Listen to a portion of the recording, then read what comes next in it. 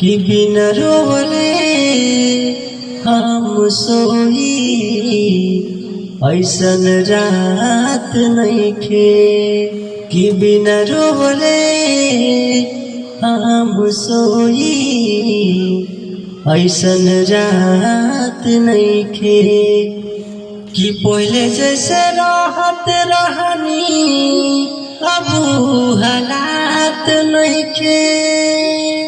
कि पहले जैसे राहत रहनी अब हालात नइखे। कि बिना रोवले हम सोई